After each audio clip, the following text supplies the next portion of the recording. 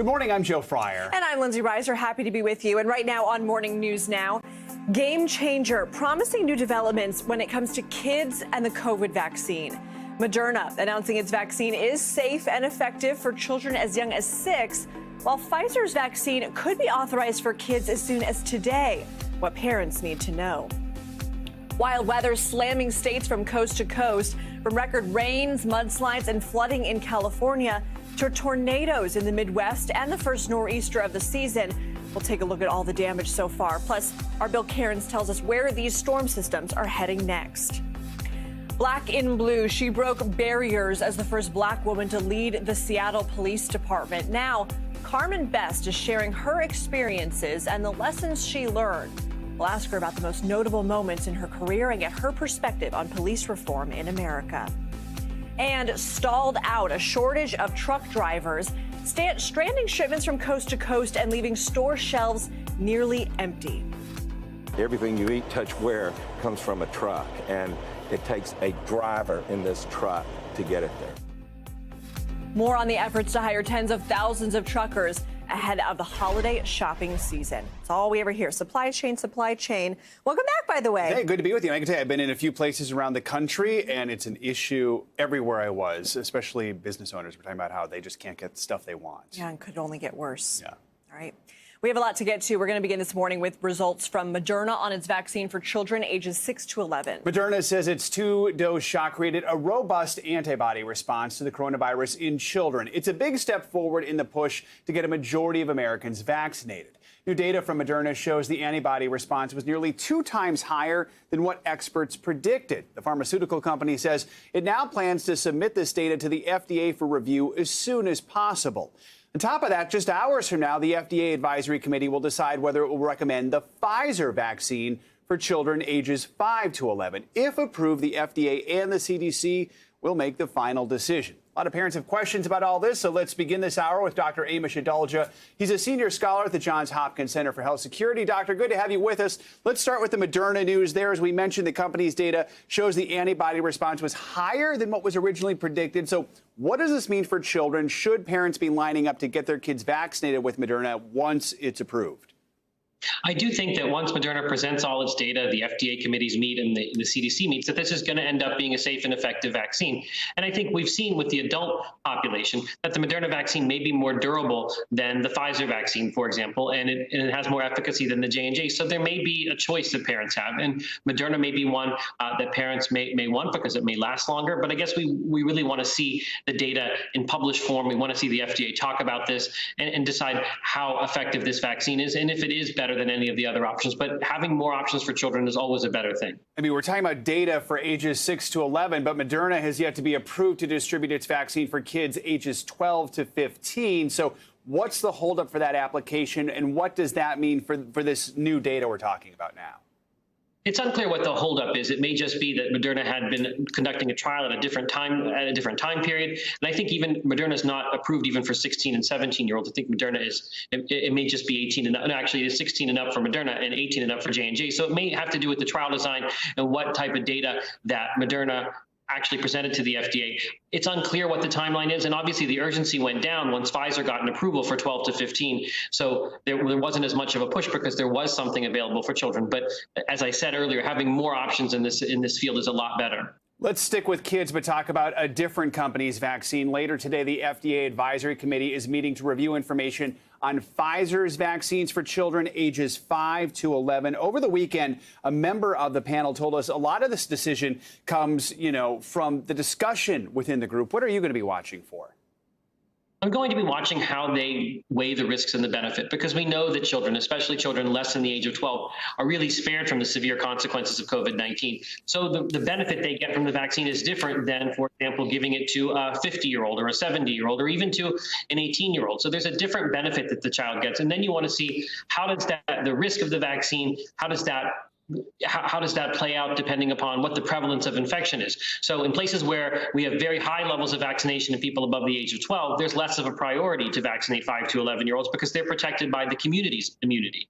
But in the United States, we maybe only have about 57% of the total population vaccinated, 67% of the eligible population vaccinated, which leaves children vulnerable, which causes COVID-19 to disrupt schooling and activity. So a lot of that is going to be part of this discussion. And it's going to just be interesting how they weigh the risks and benefits in a low-risk group. All right, we'll see what happens a little bit later today. Dr. Amish Adalja, as always, thank you so much. And we're following extreme weather this morning. The Northeast waking up to drenching rains, the threat of flash flooding, as we all experienced this morning. A massive nor'easter making its way across the region. Yeah, Bill Cairns is here to walk us through it all. Bill, already a busy morning for you with the commute in full swing. Yeah, this storm's in two pieces, and this will be a very impressive long-duration storm. I mean, the snow lovers out there are saying, why couldn't we have this in January, February? This would be like an epic blizzard. But it's an all-rain event because it's early in the season. It's plenty warm, even in northern New England. So we're just dealing with rain. And thankfully, it's been pretty dry leading up to this event. So that's why we're not hearing about really epic problems with flooding on the rivers and streams. We do have a couple of flash flood warnings in central portions in northern New Jersey. We've already had about 2 to 4 inches of rain in that area. We do have 39 million people in this flash flood watch. Goes all the way back to the southern tier of New York and includes Boston to Providence and a good chunk there of all of Connecticut, actually. So as far as what we're going to get additional rainfall, so this is in addition to the already 2 to 3 inches we've seen in northern New Jersey. New York City could get another 2 to 3 inches. Long Island could get up to 4 inches. So that's going to be the heavy rain this morning into early this afternoon. Then that area gets a break and the rain kind of shuts off. But then the rain and winds will really pick up with part 2 of this storm. And this will be effects later this afternoon, especially overnight tonight and tomorrow. High wind warnings in effect for Boston and Newport, a portion of Long Island, Nantucket and the Martha's Vineyard, and about 9 million people at risk. We could see gusts up to 75 miles per hour. We will be watching the highest winds on Cape Cod tonight into early tomorrow morning. We've had similar storms like this time of year. And, you know, the last time we had a big event like this, we ended up with about 300,000 people without power. So that gives you kind of an idea of what to expect. We do not expect power outages in interior New England. This will really be confined to coastal areas from Boston out towards the Cape and also Rhode Island. Only scattered outages in the areas of yellow, isolated, I should say. The orange is some scattered outages. So the forecast today, there's the nor'easter, huge travel delays at the airports and the roads from New York to Boston. And watch out, guys, the middle of the country has a severe weather threat late tonight. And this time tomorrow morning, I could be talking about tornadoes in the center portion of the nation. So, yeah, still have our hands full with a very active weather pattern. No kidding. All right, we're keeping you busy. Bill Cairns, thanks so much. Police are investigating a deadly shooting at a mall in Boise that left 2 people dead and 5 others injured, including a police officer. The shooting happened yesterday at the Boise Town Square Mall. Police say officers got into a shootout with the suspect. One officer was hurt and the shooter is in critical condition. No word yet on what led to the shooting. We're 1 week away from a big election and a year out from the midterm. So across NBC, we're bringing back our very popular County to County series. We're going to take a deep look at key slices of the electorate as the parties battle against each other and among themselves to lead the nation. All right, joining us now from Delaware County, Ohio, is NBC News Now reporter Dasha Burns, and from Chattooga County, Ellison, you're going to have to tell me if I got that right, in Georgia, NBC News correspondent Ellison Barber. Good morning to both of you. All right, Dasha, we're going to start with you there in Ohio. So in that part of the state, Republicans, people have voted for Republicans since, what, the 1850s, but there are indications that things are shifting. Give us a lay of the land there. Yeah, that's exactly right. A long-time GOP stronghold. This is an affluent county, a well-educated county. And if you look at the recent history here, this county has been electing Republican presidential candidates by more than 16 points since 2000. But things are shifting here. If you look at 2016, Donald Trump won Delaware County by 16 points. But you look at 2020, that margin narrowed to just 7 points. That is a significant shift. And there are a couple of factors at play here. One, the population here is just exploding, and a lot of that growth is coming from nearby, more urban, more liberal Columbus, which is just south of here. But the other piece here is we're looking at this key slice of the electorate here, the more traditional establishment Republicans. And some of those folks that we've been talking to, they tell us that they don't see themselves at home in the current GOP. And a lot of that has to do with Donald Trump. I want you to hear from Carl Gebhardt. He was actually the former GOP chair here. He voted for Trump in 2016. He was chair then. But between 2016 and 2020, he stepped down from that position because he couldn't support Trump again. Take a listen. I was chairman of the Delaware County Republican Party for Trump's first term. I was in his motorcades. I was at the Pence events. I was at the Trump events. I mean, he was our candidate. I was the chairman. And as things started to unfold and I started seeing not just the policy, it wasn't necessarily the policies as much as the person. And that's what kind of started to bother me a little bit more. Either in or you're out. You're either a Trump Republican or you're not a Republican.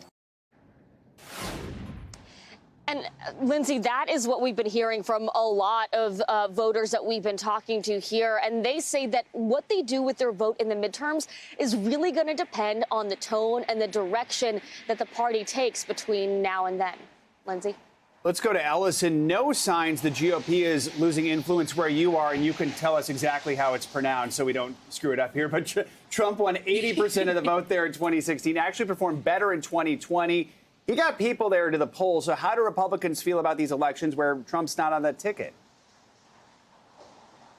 So it's Chattooga County, Georgia, and you will have plenty of time to just become a fluent Chattoogan, using that word, whatever, what have you. So Chattooga County, Georgia, it's a little over 2 hours from Atlanta, very close to Chattanooga, which I think sometimes leads to some of the confusion.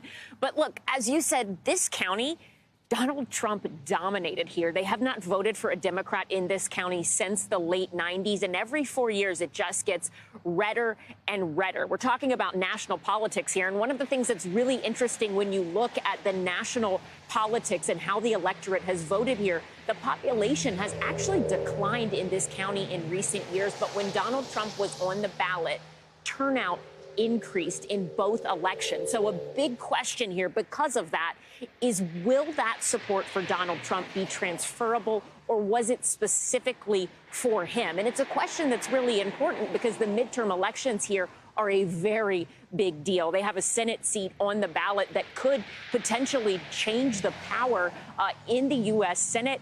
And Donald Trump has sowed a lot of discomfort, a lot of questions, a lot of doubt in the election process, and specifically gone after Republican elected officials in this state. But speaking with people in this county, they say, yes, they love Donald Trump, but they'll still vote. Listen. Is this Trump country, or is that support for Donald Trump transferable to other Republicans? I think yes and yes. I think it is Trump country. People love Donald Trump, what he stands for. The other part of that being transferable, yes, I think it's transferable if the right person comes along. And when voters we've spoken to talk about the right person, by and large, the issue they see as determining who is the quote-unquote right person is abortion. This is a deeply evangelical community, and time again, the people we have spoken to, they say it's not just an important issue for them, but it is the primary issue. And that is why they say they'll go out and vote regardless of Donald Trump on the ballot. Joe, Lindsay. Hey, Dasha, we heard from the former GOP chair. What's the current GOP chair there in Delaware County saying about how they feel going into the midterms? Yeah, well, the current chair, Lindsay, is taking a pretty different tone. He is feeling very confident ahead of the midterms. And this state also has a critical Senate seat. You'll notice that's a bit of a theme through all of our counties that we'll be watching for the next year or so here. He says that the current trends that we're seeing, things like inflation, things like high gas prices, are actually really helping the Republican Party and might help bring back some of those Republican voters that shied away away from Trump in 2020. Trump not being on the ballot this time around could actually be helpful to the GOP for some of those Republicans that are not huge Trump fans, but still like the policies of the Republican Party. But what I'm hearing from those voters is they want to hear about policy from the party, and that looks like is something that the party's going to try to do to bring some of those voters home for the midterms, Lindsay. All right, Dasha Burns in Delaware County, Ellison Barber in Chattooga County, Georgia. Thank you to both of you. An unusual election is taking place in Buffalo, New York. Two Democrats are locked in a tight contest to be the city's next mayor, but only one candidate is actually going to be on the ballot next Tuesday. Back in June, self-described Democratic socialist India Walton beat Democratic incumbent Byron Brown in the party primary. She won by a little more than 1,000 votes. But now Brown is running a write-in campaign. Recent polling shows he could come out on top. NBC News Now correspondent Isa Gutierrez spoke with both candidates. She joins us now with a preview. Isa, good morning. So for viewers who haven't been following this race up until now, which is probably a lot of folks watching if you don't live in Buffalo, give us a sense of these two candidates, how we got to this point. Hey, Joe, good morning. Well, first of all, when it comes to Mayor Brown, the Democratic incumbent, Brown has been in office now for nearly 16 years. Prior to being the mayor of Buffalo, he was in the New York State Senate. He's been historically endorsed by establishment Democrats. And he says that what he's most proud of that he's accomplished in this city is the development and growth that the city has seen over his last 4 terms. Now, when we look at Miss India Walton, she does not have the same political experience that Mayor Brown has, but she points often to her experience as a community organizer and leader. And more importantly, she says, her experience as a lifelong Buffalonian. Take a listen. I'm a regular person. You know, I am not your typical politician. Grew up poor, East Buffalo, which is a predominantly you know, low, moderate income section of the city that's primarily occupied by brown people. I'm not an attorney. I don't come from a wealthy family. And we built this campaign with workers, with working class folks, with mothers. And we unseated a 16-year, 4-term incumbent with an all-volunteer campaign. Now, we spoke to some of Walton's supporters and volunteers, and they said that this is what attracts them to her, the fact that she is a regular person like them. They say that they feel that because Walton is close to the issues that the city is facing, she is the person to address these problems and come up with the best solutions. One of the issues that they said that they're most concerned about is poverty in the city of Buffalo. This city, according to U.S. Census data, is the 3rd poorest city of its size in the U.S., and they feel that Walton will be able to make progress on that front. Now, I also spoke with supporters of Mayor Brown. They said that this is not the same Buffalo that they saw back when he came into office, that he has made immense progress, and that they feel if someone else were to come in, it would really cut off the momentum that he has spurred in this city. Joe? Yeah, so let's talk more about that. I mean, usually a write-in campaign would be a Hail Mary, but Brown obviously has a lot of name recognition in Buffalo after 4 terms as mayor. What did he have to say about his chances, and what did he have to say about his opponent? Joe, Mayor Brown told me that when he decided to continue to run and to run as a write-in candidate, that a lot of people were calling this a long shot. But he says that now no one's calling it a long shot, and that it's, in fact, a very close race. Like you mentioned earlier, Walton only beat him by about 1,000 votes in the primary. The latest polls show him actually leading in the race. Take a listen.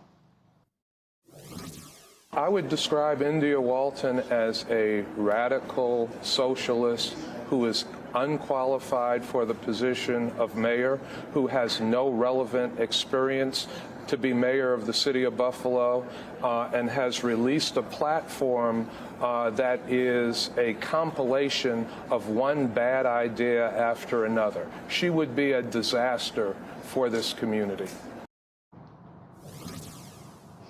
Mayor Brown says that they could not be more different candidates. I spoke to Walton about his description of her. She says that people like Mayor Brown get very stuck on labels when they hear socialist, when they hear that she is a democratic socialist. That is what they focus on. She says that rather than focus on the label, she wants people to look at the policies that she supports, policies that she believes put the people of cities like Buffalo first. Joe? All right, we know you'll be keeping a close eye on this one a week from today. Isa, thank you. To Washington now, and there are some signs of optimism for Democrats this morning as they rush to cut a deal on the president's multi-trillion-dollar spending bill. West Virginia Senator and Democratic holdout Joe Manchin said he believes a deal is doable. Listen to what he told reporters.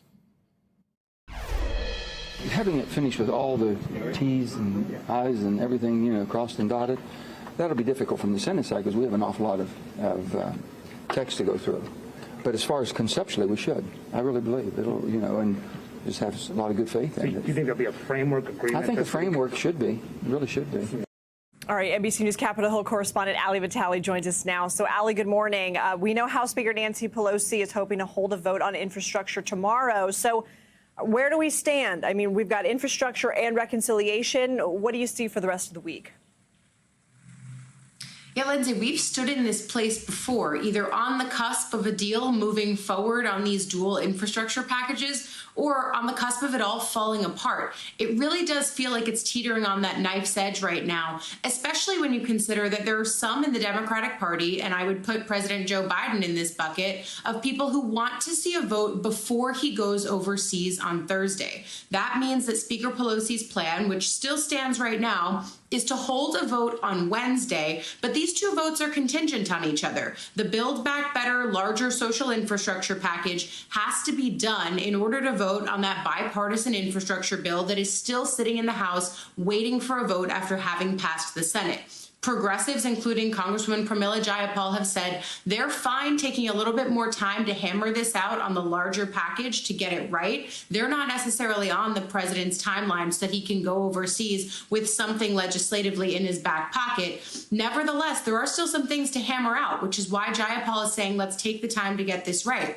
My sources at the Sources on Our Hill team have told us that when it comes to Senator Joe Manchin, these negotiations are starting to center on a few key issues, ones that you and I have talked about for many months now over these negotiations, things like paid family leave, which now may or may not be on the table, depending on who you talk to. Certainly universal pre-K, part of these discussions, as well as Medicare expansions and vouchers for things like dental, hearing, and vision. Those are a key progressive priority. It's not entirely clear right now whether it's going to actually make it into this final package. Those are the things, when you hear lawmakers say there's a few things left to iron out, 3 or 4 items, those are the items that our sources are telling us are the ones that are really the sticking points here as they try to close in on the final phases of a bill. But if you listen to Manchin there yesterday, and I was in that gaggle, he was clear. He thinks that they could have a framework by the end of this week, but it's not clear that a framework would be enough to get progressives on board to actually vote on that initial bipartisan infrastructure bill,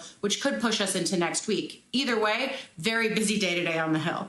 Certainly, indeed. And I was going to ask you about that because we know that right now the power seems to be with Manchin and Sinema. Manchin says, I'll only support X, Y, and Z, particularly a $1.5 trillion price tag. But where are progressives fitting in all of this? Because family leave, even those vouchers for dental work for seniors, those were big sticking points for progressives. Huge sticking points for them. Now, notably, Senator Bernie Sanders has been mum on this, but Manchin yesterday reiterated something that I think is important. As we're talking about these different policy items, every policy item that we put as a bullet point on the list of what's in this bill comes with a price tag.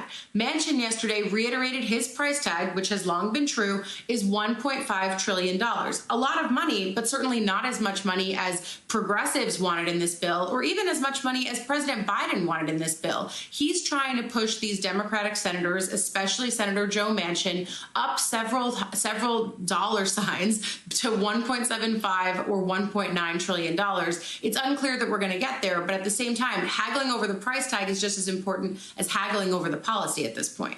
All right, Ali Vitale getting her running shoes ready because I'm sure she'll be running after some lawmakers today at the Hill. Ali, thank you. You know it.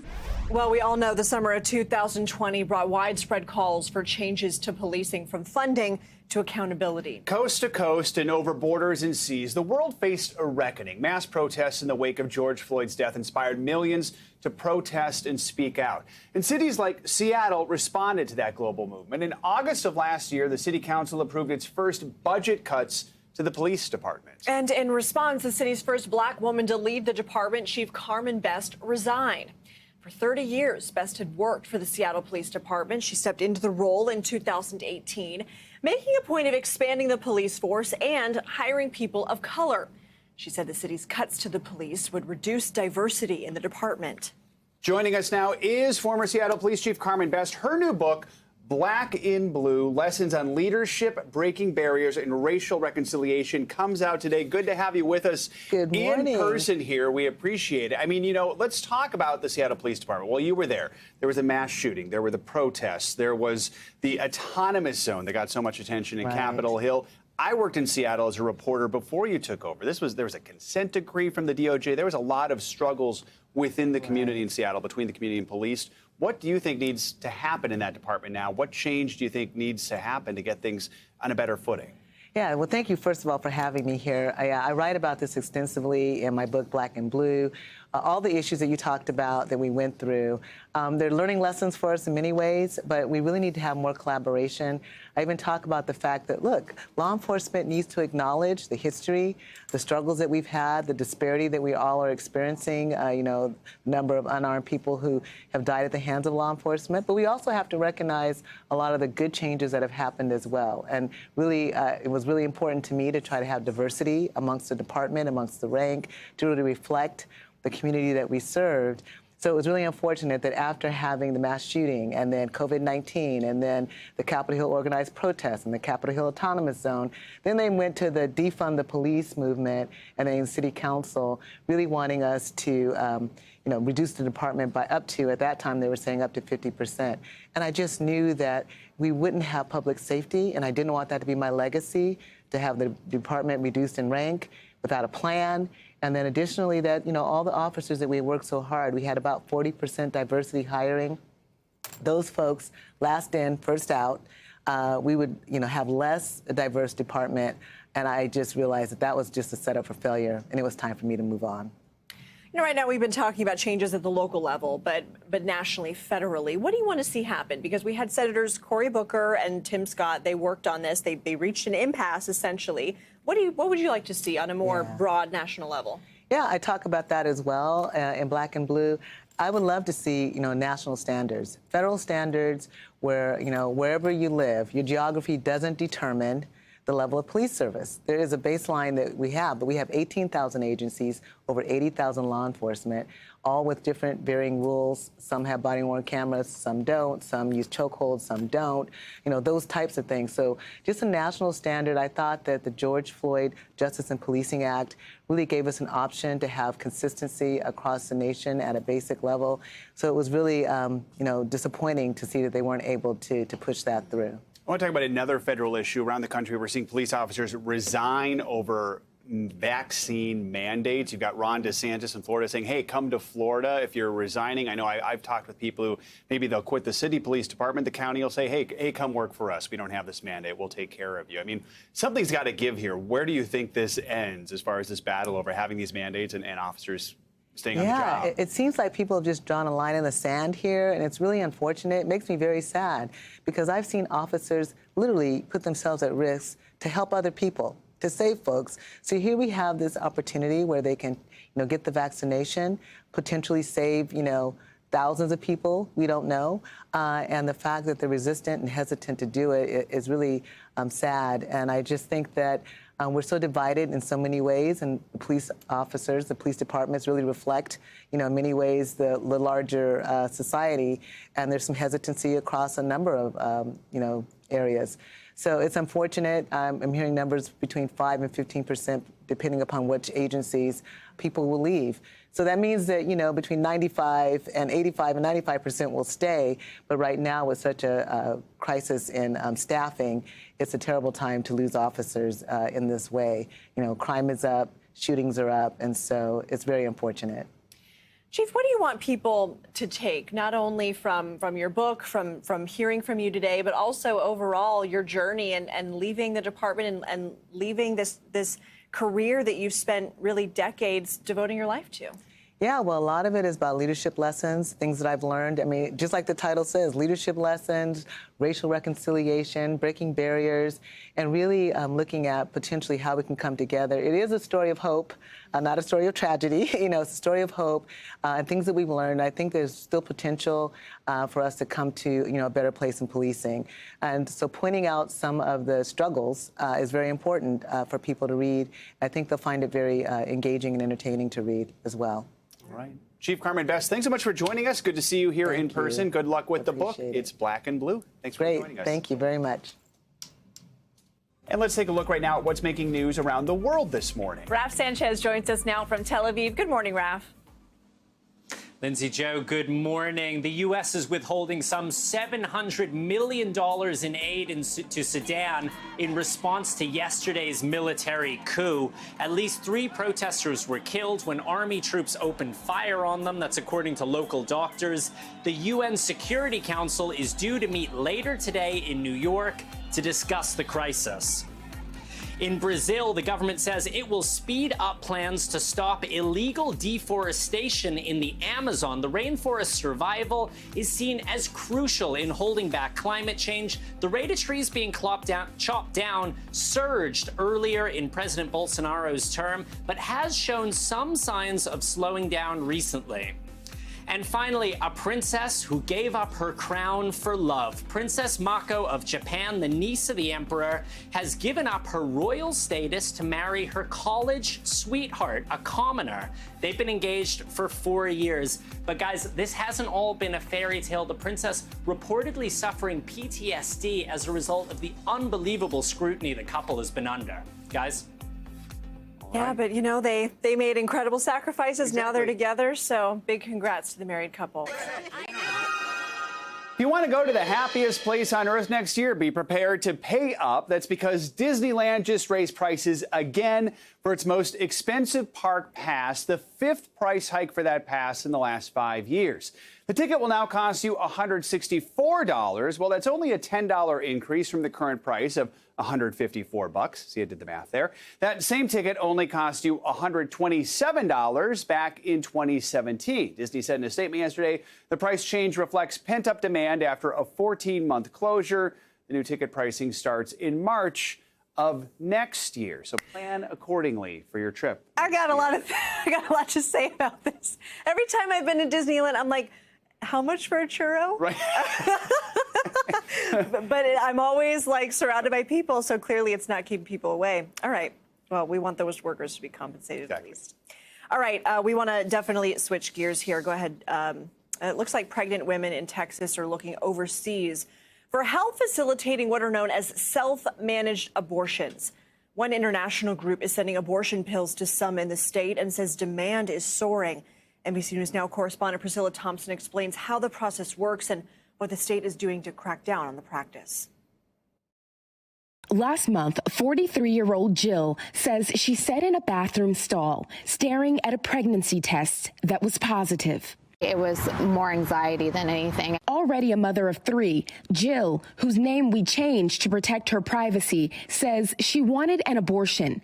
But in Texas, where abortions beyond 6 weeks of pregnancy are effectively banned, she says she was worried about how she'd get one. You have to do it entirely in secret, and that's a pretty lonely process. Jill says she turned to the internet, obtaining abortion-inducing pills through the Netherlands-based group Aid Access, and telling no one. Soon after, she received an email with instructions. 2 weeks later, a package arrived from India. You get pretty intense cramps. It's terrifying to experience it by yourself. What were you thinking? I didn't want to die there. Jill did what is known as a self-managed abortion, conducting a medication abortion outside of a formal healthcare setting. We got in touch with Jill through a physician-run group, Aid Access. Its founder and director, Dr. Rebecca Gompertz, says they've seen a surge since the new Texas law went into effect. How does this work? Women can, they are guided through a list of questions for the healthcare providers that she can safely do an abortion herself at home. Then, if patients live in a state where abortion pills through telemedicine are legal, they can receive the pills in the mail from a U.S.-based provider. If not, Aid Access says they submit the prescription to a pharmacy in India. In 2019, the Food and Drug Administration sent a letter to Aid Access demanding they stop sending the pills to people in the U.S., writing, drugs that have circumvented regulatory safeguards may be contaminated, counterfeit, contain varying amounts of active ingredients, or contain different ingredients altogether. And what is your response to the concerns of the FDA? The brand that is registered in the US, it's not available in other countries. The pharmacies that I refer to can offer our other brands, but the type of medicines is exactly the same. A 2018 study found this kind of abortion to be nearly 99% effective. It also found, quote, no evidence that significant adverse events were higher. While telehealth for abortion care is already not allowed in Texas, in December, a new law will go into effect that prohibits mailing abortion-inducing drugs to anyone in the state.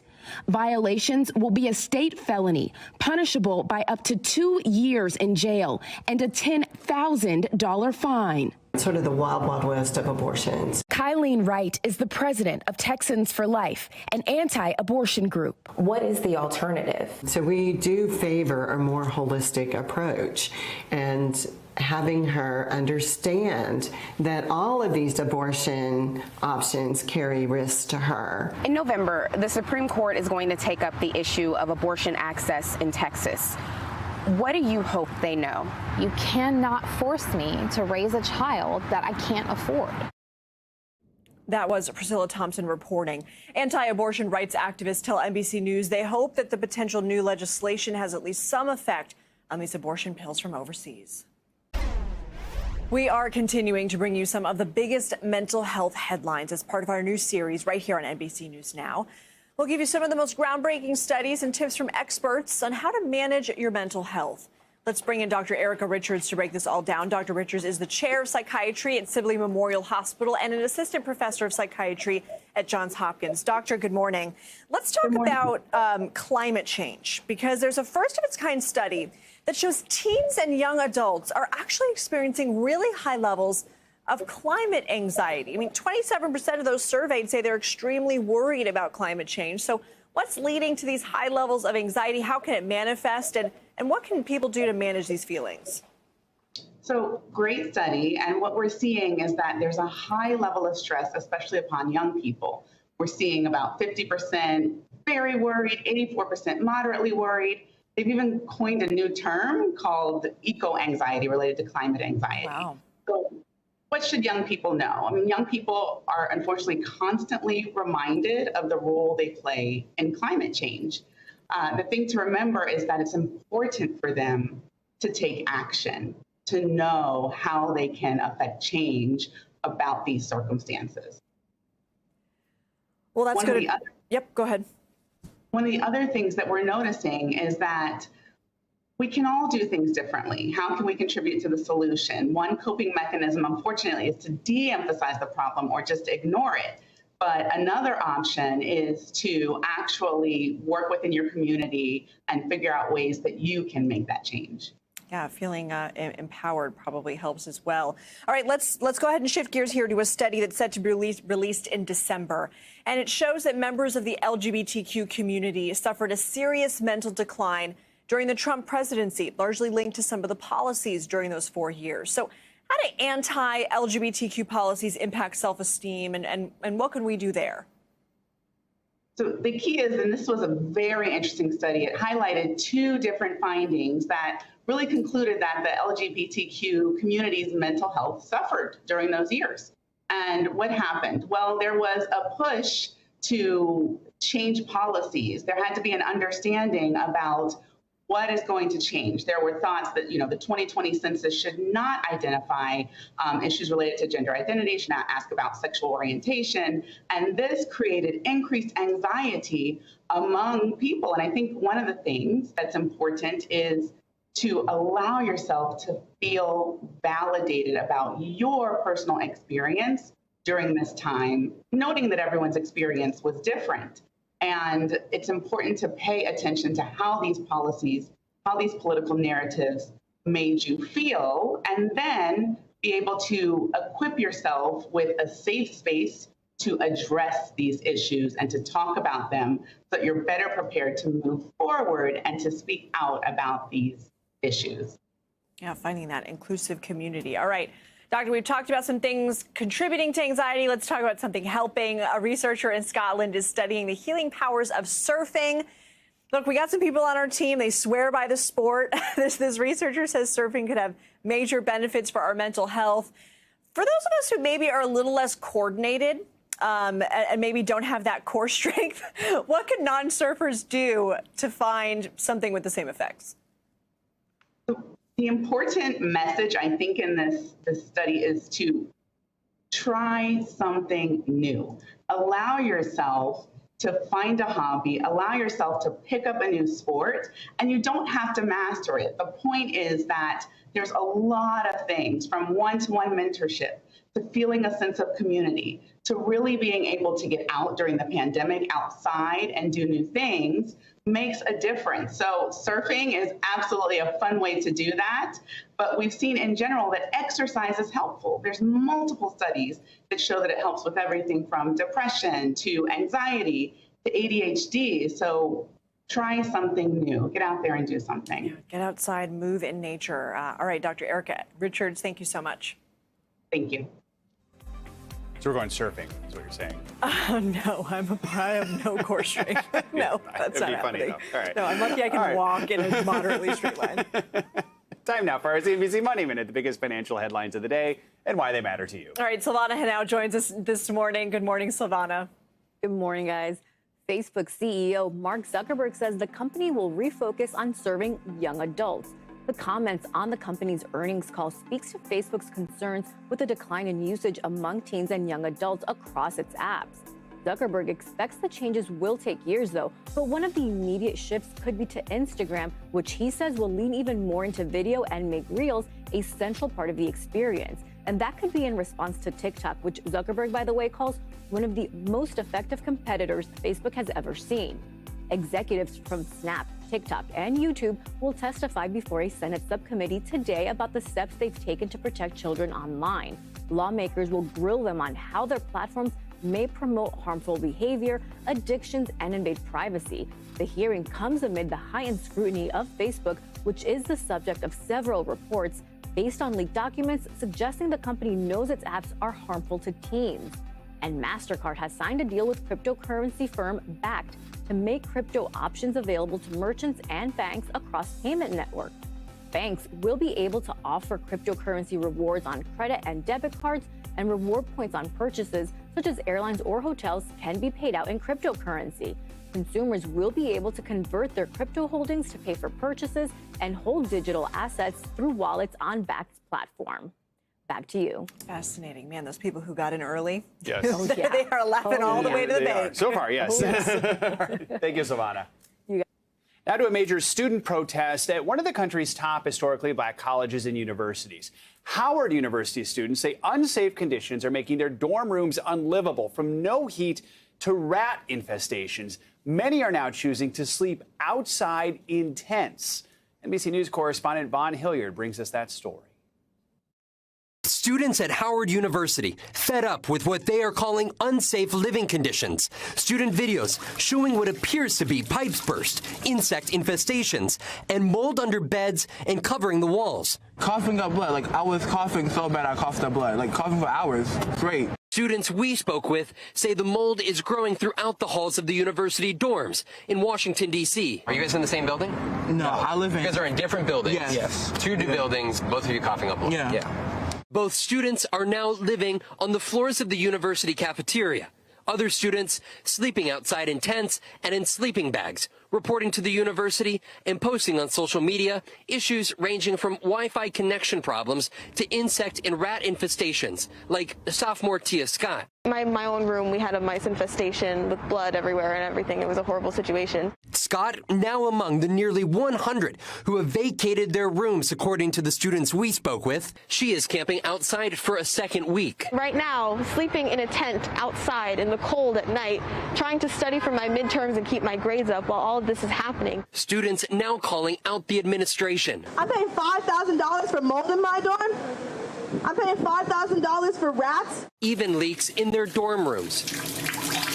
How many students do you think then are exposed to this right now? Hundreds. NBC News could not confirm the number, but Howard University did not respond to our request for an interview. Last week, the university issued a statement saying, in part, members of the administration have also toured and inspected every residence hall on campus and are addressing any documented facility issues directly with our third-party housing managers. The results of our inquiries affirm that the issues are not widespread. That hasn't been enough, though, to satisfy many students. Another one of those students, Tamira Kelly. She is a freshman from out of state. She says she has no family nearby or anywhere off campus to move. Most of my shoes in my closet, mold on my clothes, mold in our air vents, mold on my fan.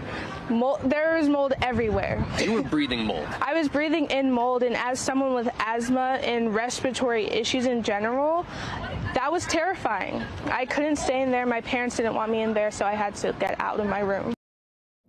Thanks to Vaughn Hilliard for that report. The mold problem reportedly began over the summer because of a flood on campus. At least 38 dorm rooms have been impacted. All right. Supply chain issues are plaguing the nation, really leading to a crisis that reaches from shipping lanes to store shelves. A key part of the system for transporting goods is facing a massive shortage. We're talking about trucking, as NBC News correspondent Emily Aketa reports tens of thousands of truckers are needed to put the country back on track. Lindsay and Joe, good morning. Trucks in the U.S. haul 12 billion tons of freight a year. So what happens to that cargo when there aren't enough drivers to move it? Well, we're watching that play out right now, a supply chain crisis. Truck after truck sits unmanned and unused in Total Transportation's Mississippi parking lot. It's the worst that I have ever seen. How many tractors do you have parked here because there's not a driver to fill it? We have 910 tractors total in our fleet, and today we're sitting at this, as of this morning, where we're 47 open. And CEO John Stomp says his worker woes are minor compared to some of his competitors. The industry is short a record 80,000 drivers, according to the American Trucking Associations, further aggravating the nation's troubled supply chain just ahead of the holiday season. Trucks in the U.S. haul 12 billion tons of freight a year. Everything you eat, touch, wear comes from a truck, and it takes a driver in this truck to get it there. But where there is need, there is opportunity, and the face of trucking is changing. This basically controls the brakes of the trailer. More minorities and women like Alicia Hudson are getting behind the wheel at the DSC Training Academy in Jackson. Females are taking over. 7% of drivers in the U.S. now, women, a new high. Hauling up to 80,000 pounds can be intimidating at first for both men and women, but instructors say once they get the vehicle moving and feel its power, that fear starts to fall away. Willie Jones is graduating roughly 30 new drivers a month while changing the perception around what they should look like. When we talk about the glass ceiling, there is no glass ceiling in trucking. Women come back empowered after becoming a truck driver, being out there for even a short period of time. They say, if I can drive this truck, I can do anything. In an attempt to lure new talent, companies are improving benefits and boosting wages, in some cases, multiple times in the past year. It's what led Trey Collins to switch gears from firefighting. However I can help, I want to do that, but I want to make more money. And being in the trucking industry as well, it's an essential business. The truck driver shortage isn't just a U.S. problem. Countries across the pond are experiencing the strain as well. Some research suggests Europe is short 400,000 truck drivers. Joe and Lindsay. All right. Thanks, Emily Aketa, for that report. Thanks for watching our YouTube channel. Follow today's top stories and breaking news by downloading the NBC News app.